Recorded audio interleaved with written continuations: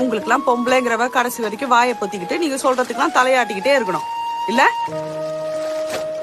இல்ல நான் கேக்குறேன், பொம்பளை இல்லாம வாழ்ந்துடுவீங்களா நீங்க? வாழ்க்கை முழுசும் உங்களுக்கு ஒரு பொம்பளை தேவைப்படுறா. கல்யாணம் வரைக்கும் அம்மாங்கிற பொம்பளை, கல்யாணத்துக்கு அப்புறம் பொண்டாட்டிங்கிற பொம்பளை. நீ கேக்கலாம் பொம்பளையால மட்டும் முடியுமான்னு.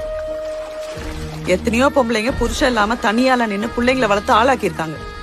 ஆனா ஆம்பளைங்க உடனே இன்னொரு கல்யாணம் பண்ணிப்பானுங்க. கேட்டா எங்களுக்கு இல்ல பிள்ளைங்களை பாத்துக்கன்னுவான். ஏன் அவன் புள்ள தானே, பாத்துக்க மாட்டானா? மாட்டான். ஏன்னா பாத்துக்க தெரியாது. கல்யாணம் ஏன் நடக்குது தெரியுமா? ஆம்பளை எப்பவுமே சுயநலவாதி, தன்னை பத்தி மட்டுமே தான் யோசிப்பான். அப்படி இருக்காத, மத்தவங்கள பத்தி யோசின்னு தான் கடவுள் அவனுக்கு கல்யாணம் பண்ணி வைக்கிறாரு. அவன் வாழ்க்கையில ஒரு பொண்ணு வரா, குழந்தைங்க வருது, இப்ப அவங்களுக்காக வாழ ஆரம்பிக்கிறான். அது அவனுக்கு சுமதான். ஆனா அத கூட சுமக்கலனா அவன் வாழ்ந்ததுக்கு அர்த்தமே இல்லாம போயிடும்.